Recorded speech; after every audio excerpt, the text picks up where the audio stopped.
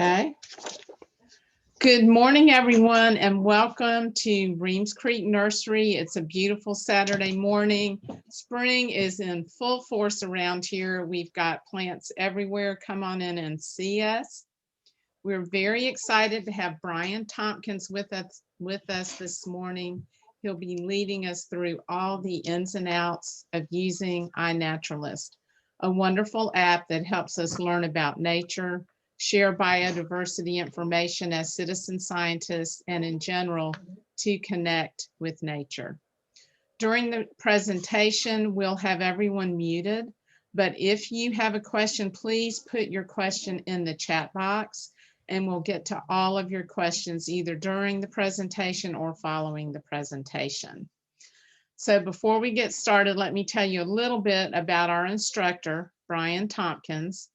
So Brian grew up in a rural farming community near Milledgeville, Georgia, spending much of his youth playing in the forest and swamps around his home. That instilled in him a great appreciation of nature. In 1995, he graduated with a BS from Georgia College and State University.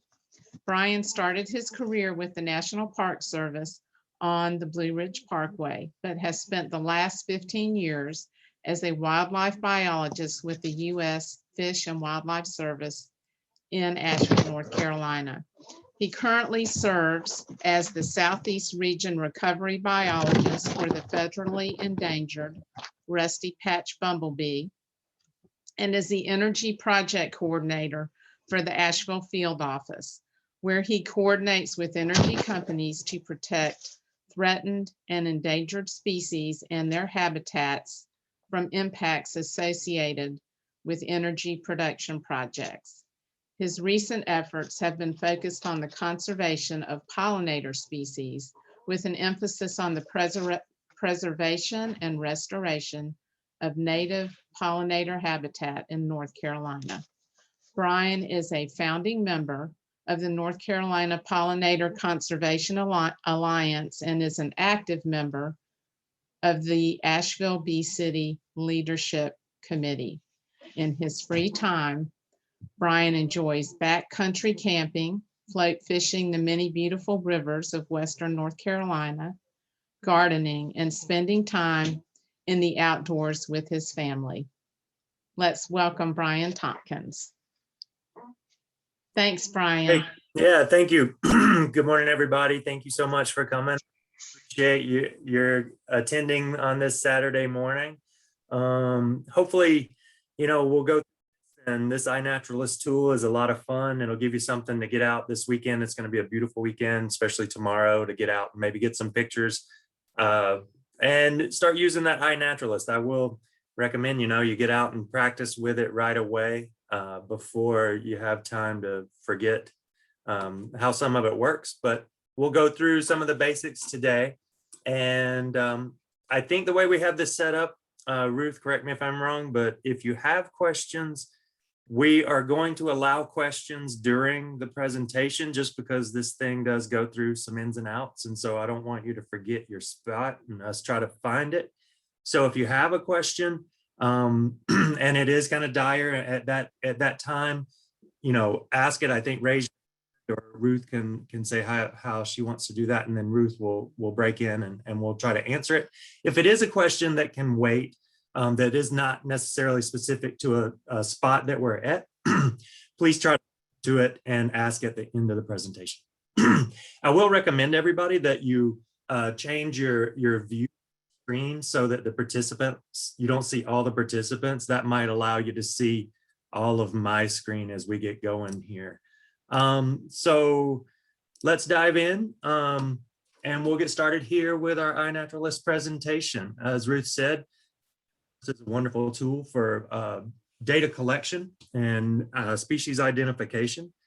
It works really well. It has a artificial intelligence basically built in that can help you with your identifications. That really is one of the best out there that I've used. Excuse me. And let's see. So iNaturalist, it's a joint initiative. It was formed by the Academy of Sciences California Sciences. It is a social network. So it basically brings everybody together and puts their data together into one platform. And that data is accessible by all. To give you an idea, I've had pictures where there are people doing or creating or writing books on wasps. And I was contacted through iNaturalist. They saw some of the pictures and they were using the data off of iNaturalist, and they asked if they could use some of my pictures in their book, which was really cool. That was kind of exciting. So a lot of people are using iNaturalist. You can create projects, you can do things on it. We'll go through a few of those extra activities on iNaturalist. But the one thing I want to say, we're going to kind of focus today on putting your observations in there and uploading your information. There's enough stuff on iNaturalist. This could be a multi-hour presentation, but since we only have an hour today, I'm going to focus on really getting your observations in, but we will walk through a few things and you'll see exactly what I'm talking about. Accessing iNaturalist. There are two different ways you can do this. You can access iNaturalist through inaturalist.org on your website, on your computer. You can even do that on your mobile device. But what I recommend is if you are going to be using your mobile device, that you download through the Google Play or the Apple App Store, you download the iNaturalist app and put it on your phone and go ahead and log in. And that way it's ready, it's available. I've found that I use my mobile device way more than I use the website platform. The mobile device is much more simple. I can use it in the field. I can put my pictures in right away. And because I have location settings on my phone, I have that turned on, and I'll probably touch on that several times today because that's an important thing to do. It just helps you upload your stuff easier. But I find that I use the mobile app more. If I'm using a camera, which sometimes I do, I have to come back and download those pictures on my computer and then put those into iNat. And that's about the only time I use the website platform. So there's two different ways there to access iNaturalist. So the first way we're gonna focus on today is accessing via the website. This is what the initial login page looks like. Hopefully all of you leading up to this have either created an account and logged into iNaturalist and kind of played around a little bit. But if not, this is what the access page looks like. And as you see in the top right corner, there's a login or sign up page there. That's where you sign up and create your login information.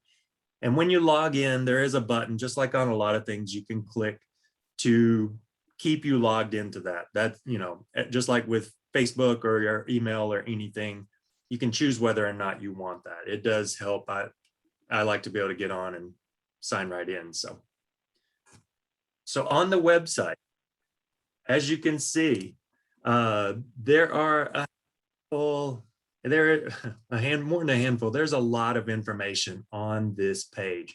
When you first log in using the website platform, this is the page that it brings you to.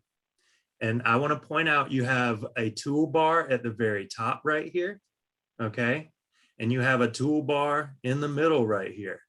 So this upper toolbar never changes. It's always there, no matter what you click on.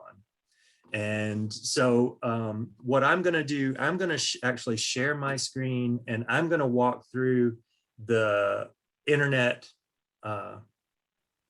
platform there. And so let me get signed onto that real quick, and then we will switch right over to the internet. Okay, so I think everybody's maybe seeing, this is the same exact screen we were just looking at. We have our main toolbar here and our secondary toolbar here. I do want to point out, as you can see right up here, this is as an upload button. You always have, there's about 10 different ways you can get on this site to upload a photo. or upload your data and get your information onto the site. This one, this little one right here is always there. So you can always find that one.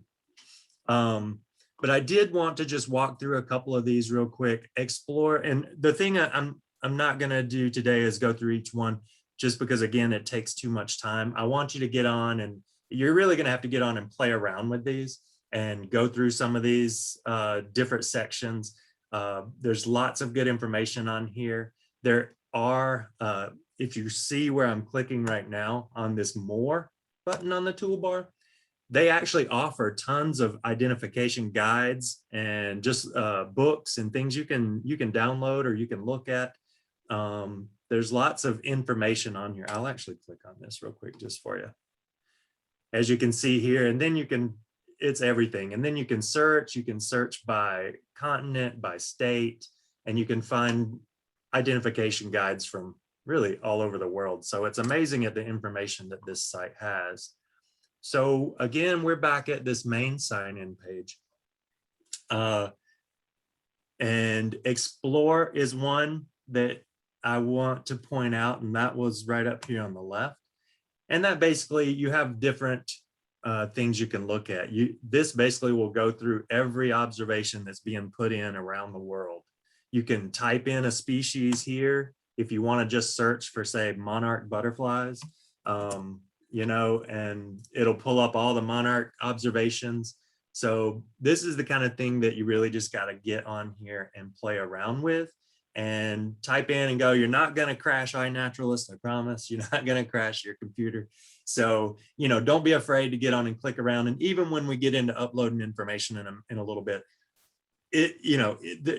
you can make mistakes, but they're easily corrected. And sometimes if you make a mistake, more times than not, people are going to get on there and correct you and tell you what you need to do. I mean, I still, even today, I'll get on and I'll put something in, and I might either forget to put in information, or I'll list something incorrectly, and people will get on there, because this is, again, it is a social platform. So there are ways on here, and I'll point some out right up here in the top. You have ways to message people, to talk to people, and we'll see some stuff in a little bit that shows you exactly how much people will talk and help you out. So anyway, play around with these buttons, so and see what you can find, and there's a lot of information, but let's focus on getting your information uploaded. If you look right here, again, you can always upload from this top right section right here. Walking through this secondary toolbar, this is usually your own observations. I'm Erasmus on here, so if you see this, that's me. These are my observations. And even, I just want to point out that even when I go to a different tab, I still have the upload feature right there, okay? So I'm going to go back to our main sign-in right here. This is our primary page. This is what we'll call our home page. So let's get right in and see what we got to do to upload your information. So on this, using the website, you've used your camera, you've come back, you've downloaded your pictures to your computer, and now you have a file on your computer with photos, just like you normally do. But there's a photo in there that you want to put on iNaturalist, that you want to try to identify. The first thing I will say before we even get into that is it's always good to, when you're taking the picture, to either zoom in and get a nice picture and have what you're trying to get centered in the picture, your item, your topic, your individual. And if you didn't get that in your picture, you can always go back and play around with your computer, but figure out how to crop that picture so that you have the topic of your photo kind of highlighted. Whether it's, again, it needs to be pretty clear, but just the center part of the picture. So anyway, with that, so when we go up here to this upload button, this is where we're going to upload a photo. So I'm going to click on that. The first thing it does is it pulls me into this, and it says choose files, and you have other import options. Other import options you can pull from Flickr or Facebook if you have pictures on there. I hardly ever use that because I'm usually just pulling pictures from my computer. So I'm going to choose files. And when I do that, hopefully this page shows up, I'm not sure, but it basically goes right into the files of my computer. It opens those files for me. And so I'm going to choose a picture.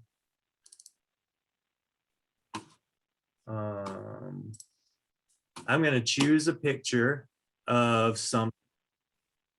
And let's say I chose this. I think everybody can see now, this is where I'm at. As soon as I clicked on the picture from my web browser or from my from the picture files, the photo files on my computer, it automatically pulls it over onto the site here. So what it also does is right here, it gives me a possibility. It goes ahead, it's looked at that picture and it's already given me some options of what that might be. Another thing I want to point out, and this is something you always look for, is this additional data right here. You've got date, time, where this photo was taken. And the only reason that automatically came over is because of my camera. I have this location settings on with my camera. So that information was taken with my picture. It brings it directly over with the photo and automatically puts that in. So it's always a good idea to have your location settings on. Otherwise, it's not a problem. And we'll see it again in another example later, but you just have to go in and enter that information yourself, okay? So I'm gonna erase this out because I think we can get it down. And so you see right there, as soon as I took that out, it's loading other potentials for the potential identifications for this. And so that's one good thing about this. If you know what that is, the photo that you took, you can type it in there and it'll give you some ones that you could choose from. And you see, as I type even, it kind of starts to break things down. But so it gave me the possibilities that I needed here though. And so this plant is this one.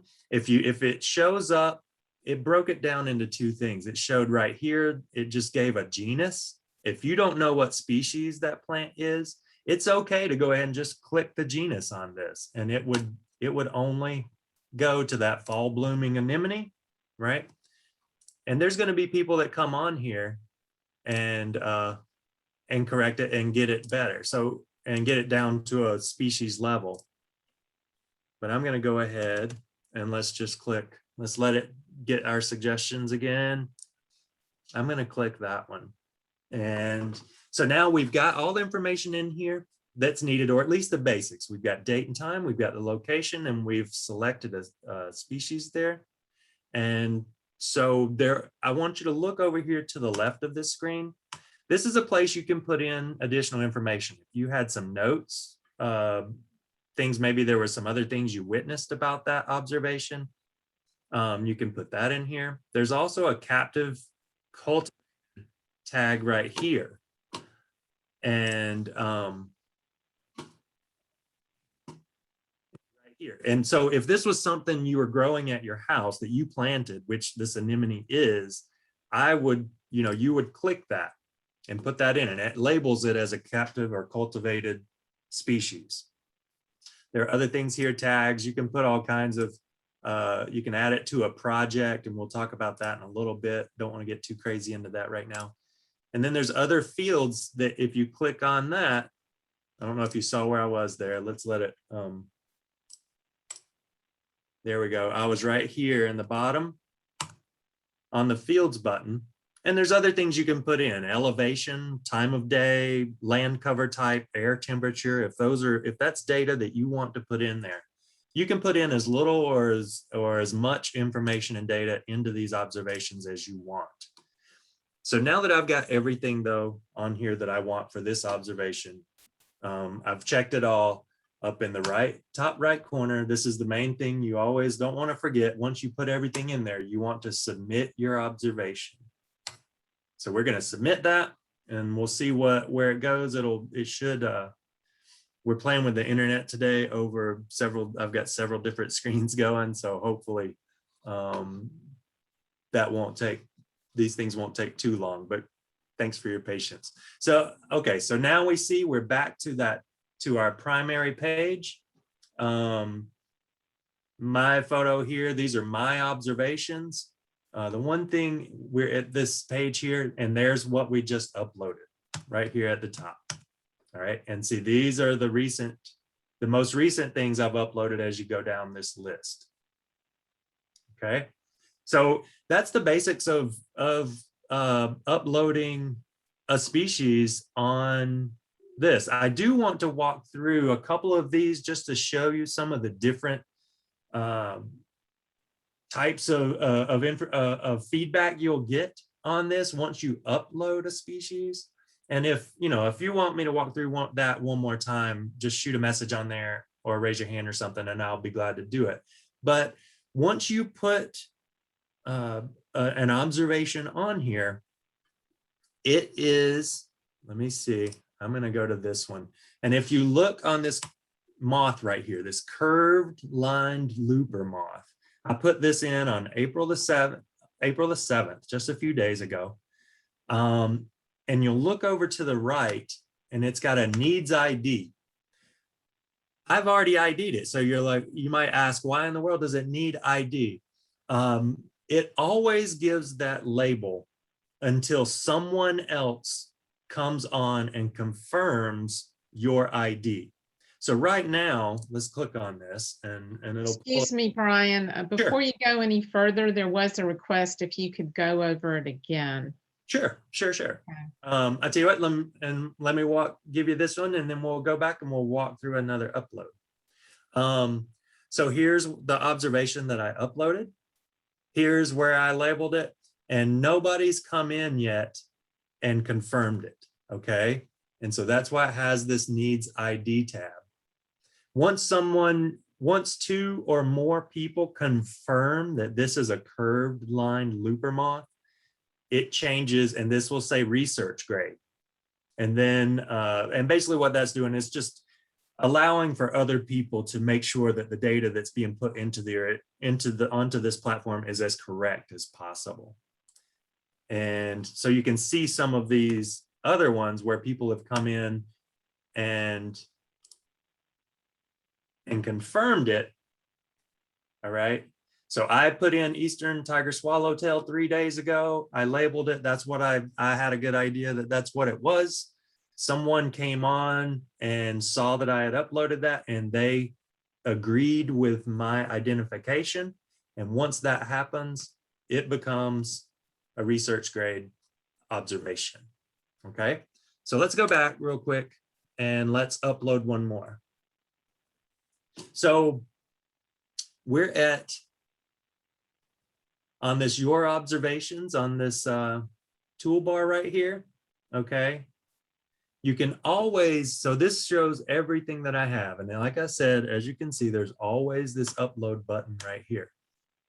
If you ever want to get back to the main page, that first home page that we were calling it, iNaturalist, this over here will always take you back to your sign-in page. Everything's the same. You have all the information here. You have an upload button right here where you can put your species in there. And then all of your other stuff, you can go to your observations, your profile, change your picture, things like that. So you can put your upload right here. You can go to this edit observations and see you have an upload picture right there. You have an add observations right there. They give you tons of ways. There's never a place on this page where you can't upload an observation on it. So, question is, what if you have no idea what it is? Yep. Okay. Perfect. So let's see. Let's go to upload. So here we are. We're going to upload another picture.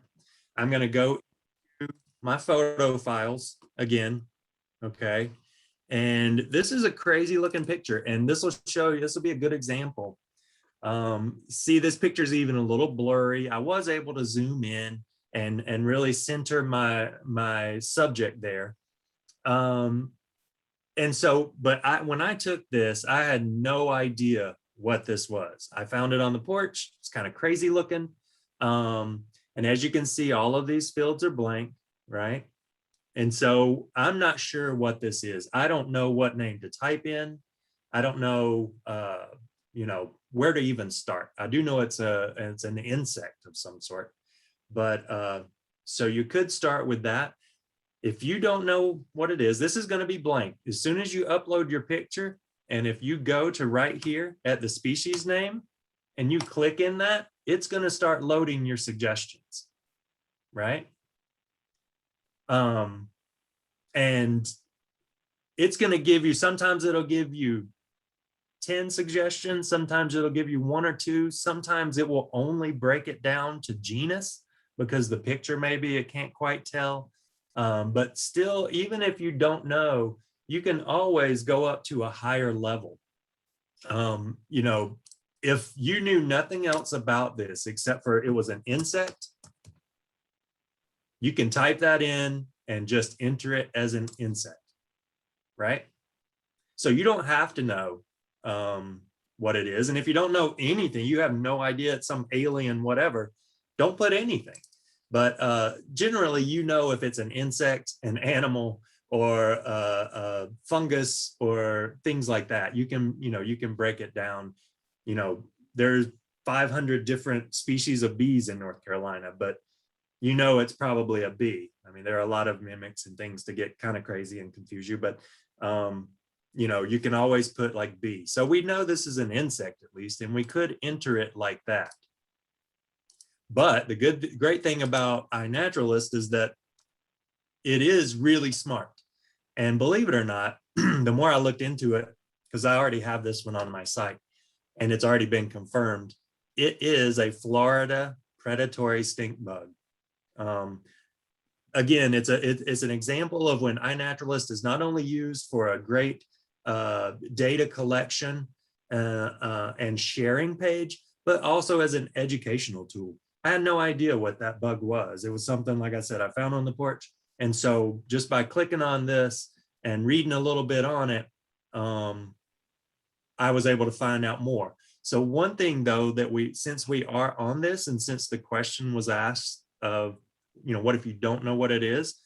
I wanna show you right here, when it gives you this list of possibilities, over here on the right is a view button. Whoops, let me go back to it. There's a view button right here. It might not let me do my little clicker. Okay, so see, there's a view button. And if you click on that view button, it'll pull up information on that species. And so it'll take you to Wikipedia. You can look in any of these bug guides over here on the right side. You can look at additional pictures and see if you can find one that's like yours. I mean, this tells you when it's typically out on the landscape over here, history of the species being found. I mean, it's amazing at the amount of information that's on here. Life stage, it'll give you dates as far as when they're possibly adults or in larval stage or whatever. So anyway, that's the kind of stuff you can play around on here with. But just to show you that that is available to you for really any of them. Even if you clicked insects, you could click view and it'll go into all of the insects. So I'm gonna erase that, let it pull this up. But see, if you didn't think it was a Florida predatory stink bug, you could go to any of these others and hit view. And you can go and look at additional information on those.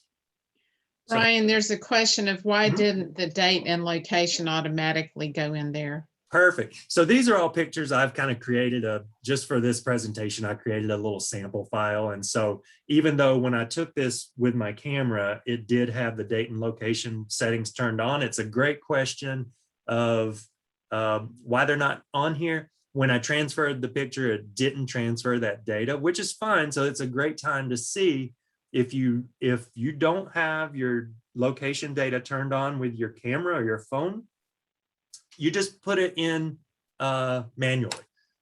Click on date right there, and it gives you options. You can go and pick what date. There's a little clock right here in the bottom.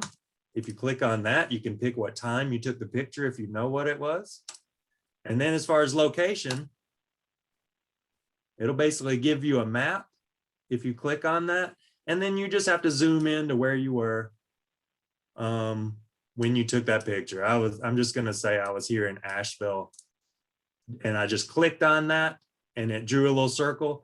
If you want to obscure it so that it's not really centered, you can just drag it around a little bit, or you can make it a really big circle if you're not quite sure the exact location. So those kinds of little things you can mess around with. But then once you have that chosen, always look for your update observations or save or submit, right? So once I put that in, it chose that location for me there. I'll just make up a date. Let's say that's what it was. And the 5th. So there we go. We know it's an insect on April the 5th in Buncombe County. And that was all done through that mapping. If we have other information, we can put it in there. And so then we would submit it. And this always takes a second because it's having to draw really a pretty large data file from your photo and everything, and then upload it into their massive site. But so there we go. We're back. There's another question asking, does it identify diseases, say on trees and such? Sometimes, it's putting on there. I'm always amazed at the information that it can pull from. So always put it on there and give it a try. If nothing else, leave it blank and somebody might come on and there's people out in the world that study everything I've found. So there would be somebody who studies slime molds somewhere who might come across your picture on there on the site and be able to identify it. Okay. The other question is, will your phone automatically enter the elevation? Yeah, let's the next step in this thing is we're going to get to the app mode, and I want to walk Okay, sorry. No, you're good. No, you're good. So if we're done with this, I do want to point out one more thing on this website platform. And on this top, there's a community. You can go into projects, you can do things, but there's also this identify tab right here. And when you click on that, let me see, where'd it go? Okay, maybe it's not going to pull it up today, so that'll be fine.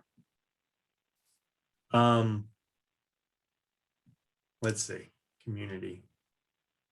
No, okay, well, it's not going to work for me right now. Sometimes you can click on that and it'll show other people's, oh, there we go. It just took a minute to load. Sorry about that. So on this identify tab right here, this is just pulling up from really around the world, people who are putting in species that has not gotten confirmed. And so you can go on here sometimes if you're bored, or at least I'll do this sometimes if I'm online and kind of bored and look for something to do. I'll go around and I can look. And if you know what one of these things are, if you know your plants, you know your spiders, you know, whatever, you can go on here and you can confirm. So that's a cardinal. I'm going to click on that right there. We know that's a northern cardinal. Someone put that in there. They've identified it. And if you look right up here, it says it needs ID. So no one's confirmed that observation. I'm going to click agree because that's what that is. And then you hit let's see, there we go. It took it right there. And so now if you look up here, it is a research grade. Okay. So I'm going to close that out. All right. So that's the website platform. Let's look real quick at, since the questions are leaning there and that's where most of this is going to go, let's look at, let's see.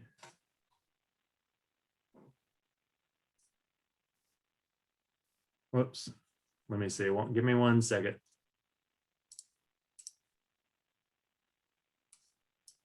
All right. So am I on? No, there we go. Okay. So now we're back to this. We're back to our presentation. Okay, so no other questions on the web-based platform. Now we're going to move on to the mobile-based app that's on your phone or your mobile device. I just want to, again, like I said earlier, I think it's a little easier to use. It's a little quicker. It's on the spot. As soon as you take the picture, you have the availability. It uploads the pictures really well. It's really simple to use, as we'll walk through here in a second. There are several things that are built into it, so you have a few other choices, and it is a little bit different than the web-based platform. So that's why I wanted to show you the web-based platform first, and then we'll walk through the app here. As you can see, and if you can see that pointer there, then this is what the app logo is going to look like. So when you go to Play Store or you go to Apple App Store, type in iNaturalist. If you haven't downloaded this app yet, this is the logo to look for, and you'll download it, and it will come onto your screen once it's downloaded. Okay. So when you after you've downloaded the app and you've entered your login information, you've signed in, just like we had a primary home page on the web-based platform a little bit ago, you have the same thing on the app, but it looks like this. This is your primary page. Every time you open that app, this is the page it's going to go to. It's just going to go to your account and and it's going to pull up all of your observations. This is your primary home page. But just like the web-based page, down at the bottom here, there's a toolbar, and it gives you options to walk through. And whatever is highlighted in green, as you see here, and as you play around with it, this is kind of easy to see. But that's the page that you're on. This is me. It's my website. It's got it's my account. It's got all of my observations. Okay. So let's walk through some of the things on this toolbar. If you click on the Explore button right here, okay, it pulls up a map, and it will show all of the observations on whatever scale. You can change that map. You can move it around. You can change it over to Texas, wherever you want, and it'll show you all of the iNaturalist observations that are on there. And these are not just mine. This is all iNaturalist observations that have been entered.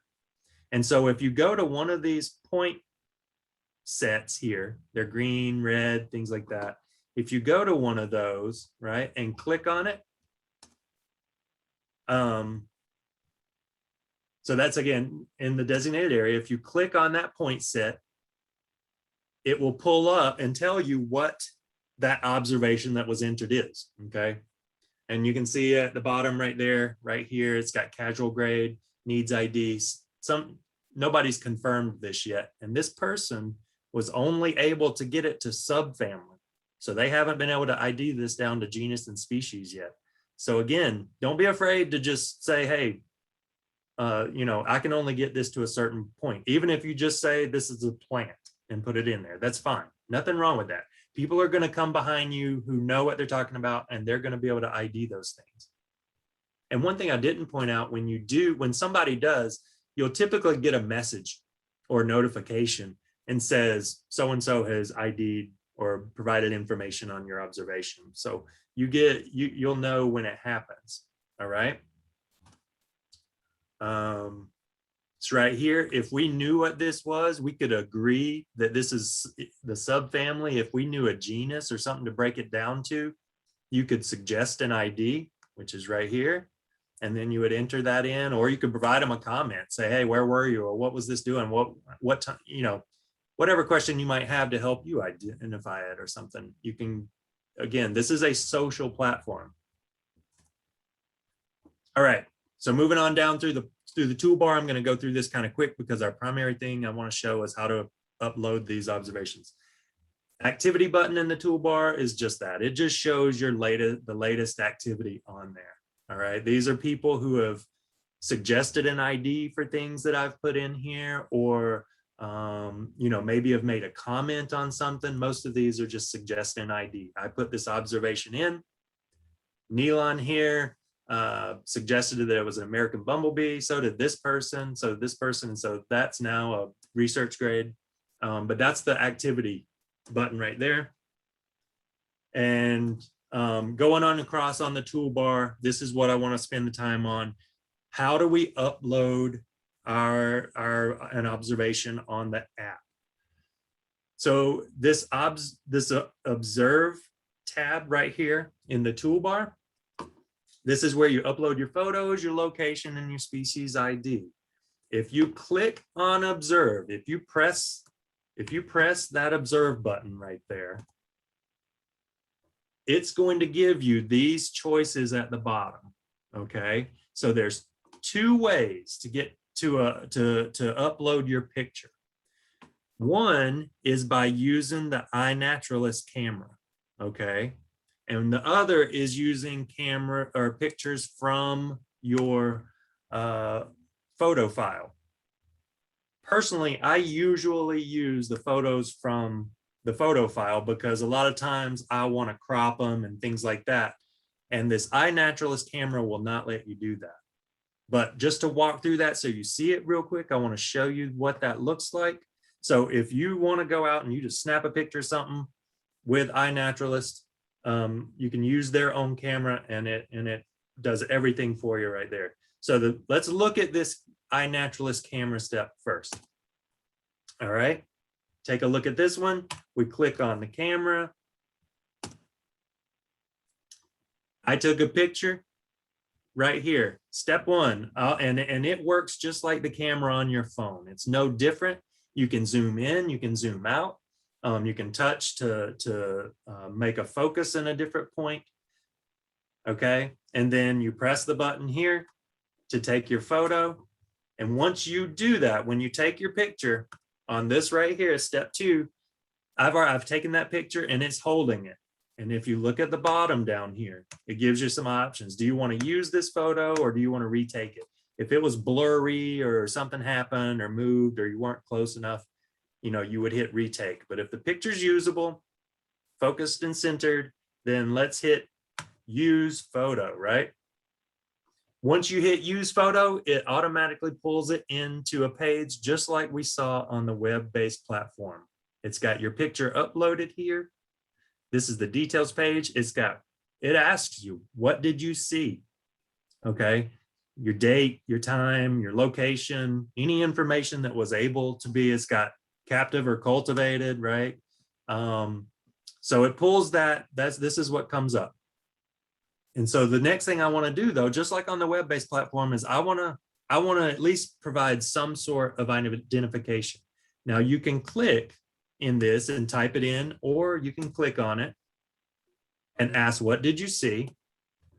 And it'll, just like on the web-based platform, it will give you some suggestions, some possibilities of what that is, okay? So just like on the web-based platform, it's all touchscreen on your phone. I touched Wild Daffodil, it uploads that photo here and uploads that identification. And then the number one thing we always want to remember to do is share it. Don't forget to share it or save it. And that's your next step. Once you do that, it will take it and it will go back onto you can see it on your primary page on your app device. So that's using iNaturalist's camera function. Again, I don't use it very much just because a lot of times my pictures are far out and I need to go in and crop them or change them or something. And so I typically will use my mobile device camera. And then I have my photos file here. Everybody's going to have their camera set up or their phone set up a little differently. So I just have mine right here, my photo file and my camera. So let's walk through using the camera that's on your mobile device. All right, so we went to the bottom here just like we did a bit ago and we hit observe, right? And when you hit observe, it pulls up, it gives you these little choices. So on that last example, we used the iNaturalist camera, but this time we're going to use camera roll. We're going to pull from our camera file that's on. So as soon as you click camera roll, it pulls up all of your photos on your mobile device. All right. So see, I've got all kinds of stuff in the file there. But what I wanted to get identified and upload to iNaturalist is this bumblebee photo right here. So just simply touching on that, it selects it, okay?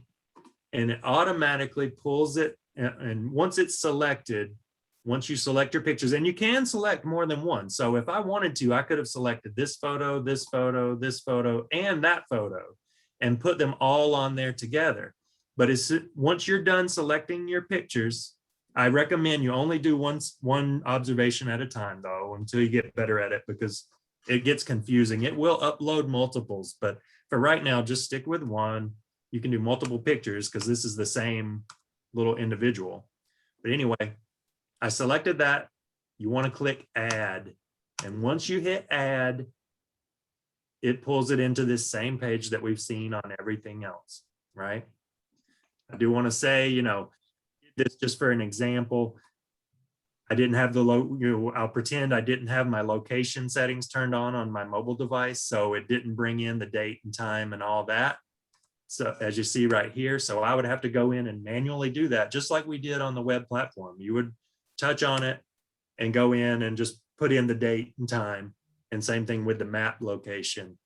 But other than that, once you want to find out what this is, right here, what did you see? It gives you on this next step, here are all the possibilities, the suggestions that iNaturalist is providing for you. So Ryan, there's a question. What Sure. if you misidentified what it was? I tell you, I can give you, let's see, I'll show you a great example of that. But you don't have to get sidetracked at this point. If Yes, that's a great question. I'll show you an example of that in just a second. So on this one, if you didn't know anything for that it was a bumblebee, you could click the bumblebee suggestion right there. But I know this is an American bumblebee. This is one thing that I kind of am interested in. So I know it's an American bumblebee, so I click that. All right, it brings that information over. And just like always remember to share, right? So you click share, and then it pulls it into your observations, and we're back to our main page on our mobile device. And here's our toolbar right down here, right? So it's got everything uploaded. You can see right here the things that people have commented on or provided identifications on. And then these ones are just waiting for someone to confirm. All right, so the question is, what happens when you misidentify? Let me change my screen real quick. I'm gonna go back to, I'm gonna do this on the web platform because it's kind of the same. But this is the only way I can really show you something in real time. So the question was, what happens when you misidentify something? And where was it? So I'm gonna go to this one. I didn't really misidentify it, but all I knew was the genus of that little butterfly right there. And so I just put in the genus, but somebody else came in actually 2 years ago and suggested that it was a sachem. I still personally didn't know. So sometimes it'll ask you if you want to agree with that. And I didn't know. And so I just left it. And that was 2 years ago. But then just a week ago, somebody was scrolling through and came across this, and they knew what they were talking about. And they confirmed that this is a sachem. So this sat for almost 3 years before it got finally confirmed. But it did. This person even knew, if you look right there, that it was a female. So you can get lots of information, but it got, and then I finally agreed that that's what it was. And now it's a research grade. All right. So if you misidentify, it does the same thing. Let me go to this. So I'm scrolling through. Sorry, I'm going to make you dizzy for a second. This is a good example of if you misidentify something. I took this picture. Here's the date and time right here, 2 years ago. I thought it was a Dunn skipper. Okay. The coloring and everything, it kind of pushed me in that direction. I labeled it as a Dunn skipper. Now, this person obviously knew more than I did. He says it's got a super long antenna and some other things. And so he recommended that maybe it's a clouded skipper. Here's somebody else that signs in, and this person does a lot of butterflies. So they must really know their butterflies because I see them on here a lot. And just 9 days ago, he came on and said, yeah, that's a clouded skipper. And if you see, the only thing that happens is when someone disagrees with you, it'll mark out what you said and it'll put in what they think it might be. Now, if you know you were right and you know they're wrong, you can go back on there and type a message and say, no, I'm sure this is a Dunn skipper, blah, blah, blah. You know, it's got whatever coloration and whatever antenna length. And so you can argue and go back and forth on this. And that's, again, the social bit of this whole platform. But after I looked at it and then read some of the information that they provided and went back and compared, and looked at some other species, I agreed that it was a clouded skipper. And so now that's a research grade. But one thing while we're here, if somebody says it's something else and you're kind of like, well, see this compare button right here? This is getting a little deeper than what I wanted to get into, but you can click that. I'll click it here today. And you can select different photos. You can select different species, and it'll let you compare pictures and things like that. And this is just something you've just got to play around with. And but there are little tools like that everywhere in here. I will say, since that person said it's a female, I'm not quite sure, but you could go there if you knew it was and agreed with them, and you could click that and just add more information. Somebody put it was an adult. So, you know, people will go in and they can change the information or update information on it. They can't take or change your picture or take it away or use it without your consent. But they can go in and add in information to your data log. Okay. So I'm going to go back to my presentation. Or did that answer? Hopefully that answered the question on what happens when you misidentify something. A couple of questions. One is, why would you use an alias rather than your real name? And the other secondary question would be, let's say that it's something you're taking in your yard and you don't really want people to be able to pinpoint your yard, but maybe you want to know that. Is it, Remember, how definite is the location setting? How precise is that? it's right. It's on point. But as you saw a while ago, how we changed that little marker. So let me do something real quick. New share. Hold on. And another question is, can you upload video? You can. There is a place on the same, just like you're uploading all the other information. So hopefully we're back on my website here. I'm going to go to this upload, right? Upload. You can choose your files and pick something. Okay, I'm just going to pick a photo here. I don't know if you guys can see that, but I'll just pick something and put it in. All right. So as far as the video question, if you look right up here in the top left, if you click on that, you can do photos or sounds. You can upload videos. So you can add other types of data to that. And the first question, I'm sorry. Oh, if you wanted to obscure the location, right? So what happens when you put your picture in here? You can click on it and it'll give you some suggestions, saying Rusty Patch Bumblebee, and we know that's not the case. It's really a crazy picture. It's really a common Eastern, but anyway, if you want to obscure the location on here, so I clicked location, and you know, like I went in earlier and just put that on there. you can move this around a little bit if you don't want it right on your, see this middle dot, it's usually gonna, this is just me putting it on there, but when it's picking up the location from your mobile device or your camera, it's typically gonna be pretty close. So you could either move it away a little bit. You can obscure it by making it really big and just kind of sliding it around some.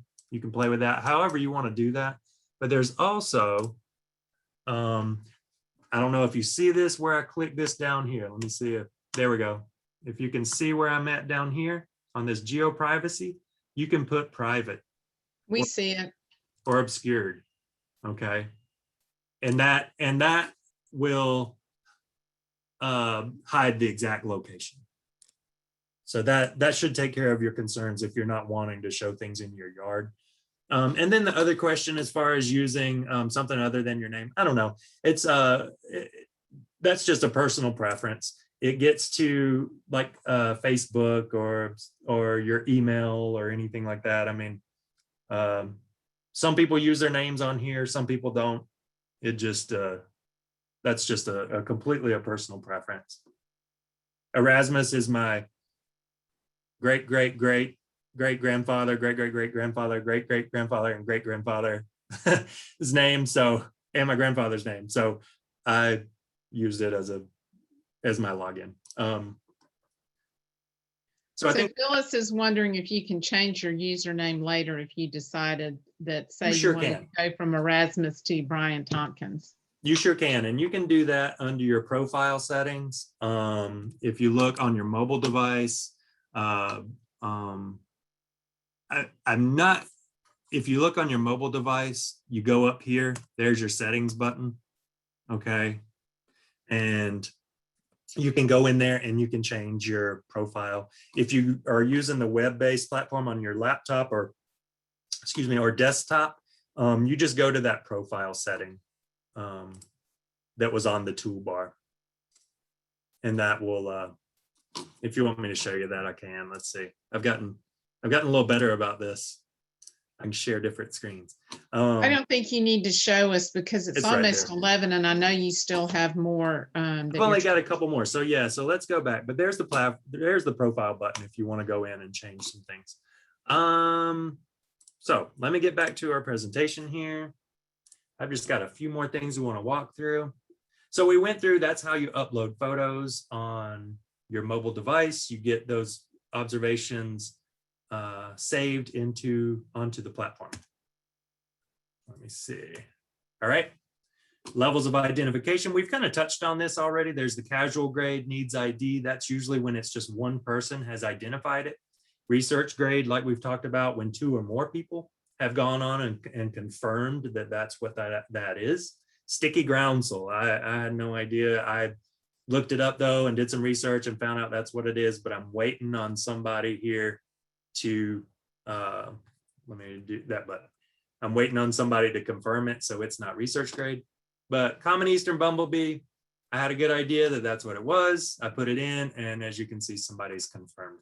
And so now it's research grade, okay?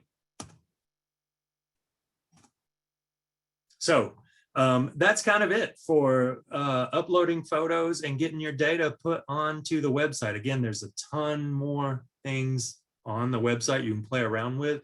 But the main thing I wanted to hit on today was you to get outside, take some pictures, and take those pictures. Always remember to either take the picture originally so that it's clear, or at least kind of focused on your subject.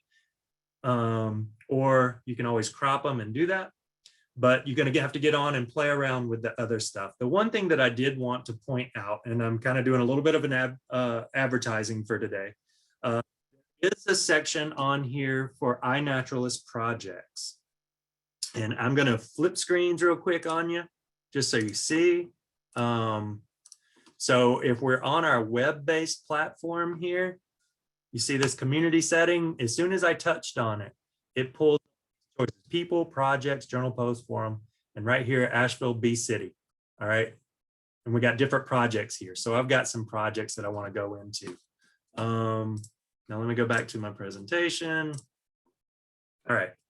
So projects are typically used for various studies. You can look at individual species or certain locations. It can be over a generalized date period. And so anybody who joins projects or are invited to join projects, you can take your information and you can, whenever you upload to the site, you can also just add it to the project and it automatically goes into the project.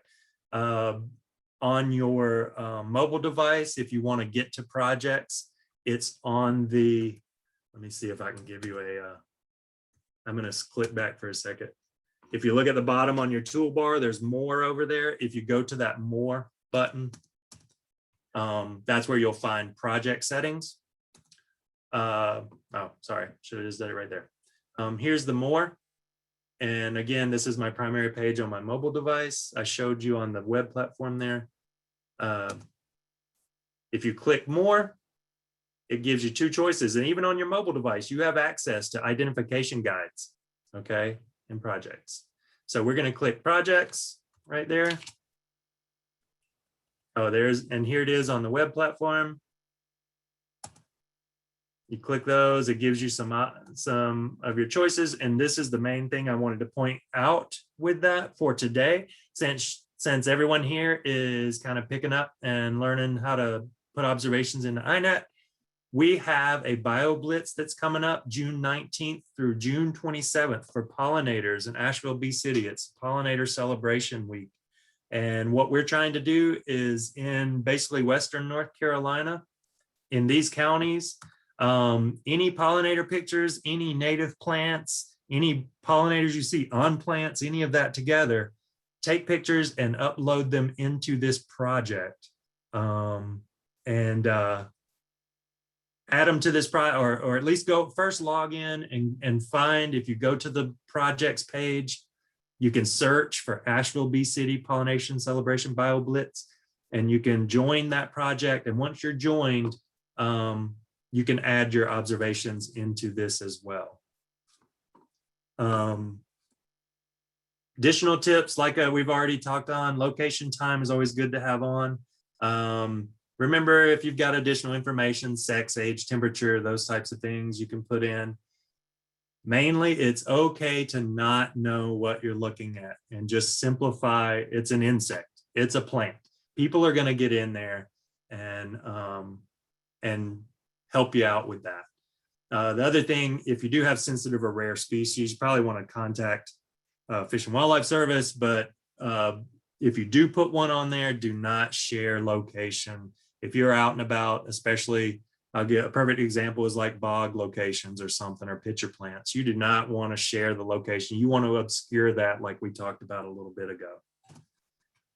And lastly, these are pictures that I took with my camera or with my phone. And see, I'm far back, but I cropped that picture so that I could put it on INET. Okay, the before and the after. And it just helps INET with centering on what you want to be identified. And with that, that's kind of it. Do we have any other questions or? We do have some questions. Let me, Okay. There was one way at the beginning that we That's fine. skipped over. Okay, let me just go through these. Can you delete an observation? You sure can. I'll tell you what, I'm going to go to my screen real quick. This will take just a second. I'm going to go to my observations here.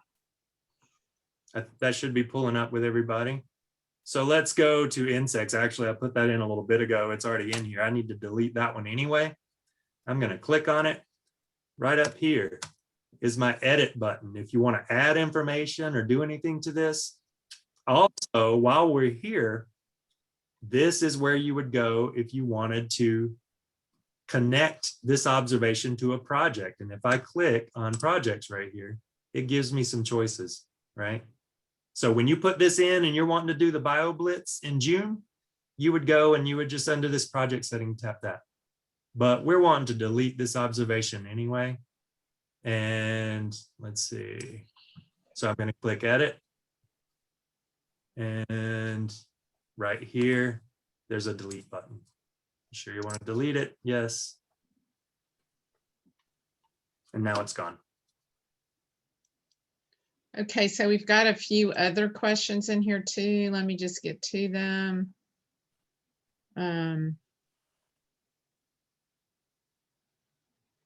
Are the suggestions taking into account the location?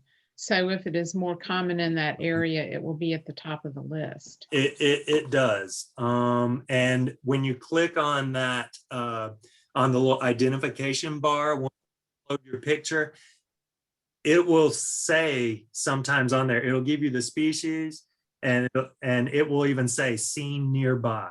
So it's picking up, it's kind of zooming in and looking at what's being seen around that area and what is common in that area. So yeah, it's not going to pull up some fern. I mean, it might sometimes, but typically the first suggestions are going to be what's being seen in your area. So then and the next question is, does it take up a lot of data on your phone? None, other than your photos of what you would have anyway. Okay. All of their data is being held on separate servers. So other than the photos on your phone, it takes up zero data space. And for the Bee City project, can we upload now or just during the dates that were on the screen? Just during the dates that are on the screen, but you can go ahead and join now. The thing with the BioBlitz, you can do them over long periods of time, but on that one, with it being Pollinator Celebration Week, we decided to focus just on what's out and about that particular week. And so just upload photos or observations of things you are seeing that week. And yes, I will, to the email that y'all received with this link, when we have the iCloud link, we can send that to you. But there's another question about, what did the different color location tags mean on the mobile app? It was showing different users. Okay. And then like it'll choose one color for yours if yours are in a general area, and then others around, just to kind of separate it. Can you easily use iNat to watch a species migration?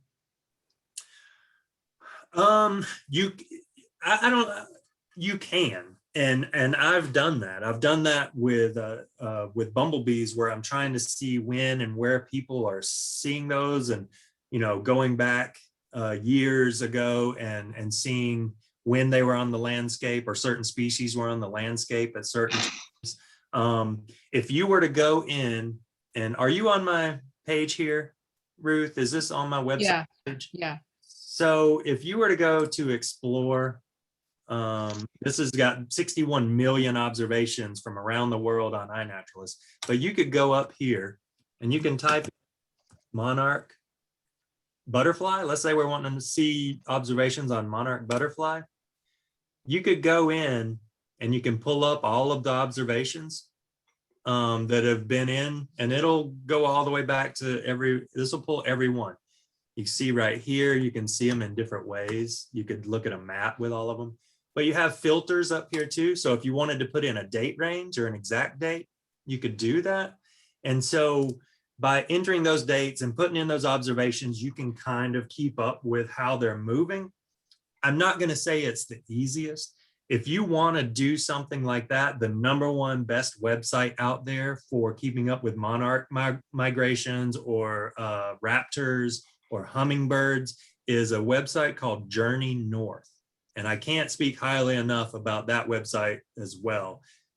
It works a little bit like iNaturalist, except it's only focusing on a handful of species, but that's what that website is for. It monitors migration and migration routes. So Journey North, I can't remember if it's a .org or .com, but you could just Google Journey North and you'll find it.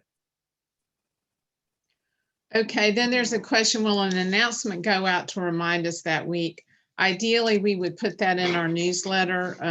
Hopefully I will remember to do that for sure. And from the Bee City group, just real quick, Ruth, sorry. Yeah. we'll probably be putting out announcements and things here and there about what's going to be all of the events for that week. So there'll be some reminders floating around that way as well. And those would come to you through Asheville Greenworks. So if you saw Asheville, if you're follow the Asheville Greenworks newsletter, they send out a lot of information that way. And there's also a couple of nice messages to you. Brian, thank you for introducing this to us to help understand and engage with nature more. Thank you so much. This was terrific. Some other nice thank yous. Are there any other questions, everybody? Thanks to everybody. Don't see any more. Thanks to everybody for Another joining in. thank This was you. awesome. And so I just want to say thank you to Brian and thank you to all of you for turning out this morning to learn about this. And I hope we can all engage in, a little more deeply with the nature around us. Yeah, thanks. Real quick, Ruth, sorry. Thanks everybody for joining. I appreciate it. I really hope to see a lot of you on INAT. It's an awesome platform. It truly is. If nothing else, I had my contact information up at the beginning of this presentation. You're always welcome to shoot me an email or something. And I'll do my best to get to everyone, but probably won't have very many. But if you do have a question, shoot me an email or something and I'll be glad to help you out with it. If Do you mind saying your email out loud for us, Brian? You might want to show it, but Okay. you what, Brian_Tompkins at fws.gov. And I'm gonna, let's see if I can show you this. I don't know if that is that showing up, Ruth? Yes. Okay. Great. There you Thank you. go. Thank you You're so welcome. much.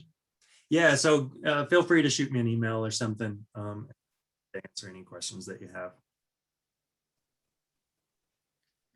Thanks, Okay. everybody. I hope you have a wonderful weekend. Get out and get some nice pictures. Yeah. Yeah. Thanks so much, Brian. Thank you, Ruth. I appreciate you putting this together. Keep in touch. Okay. Bye, guys.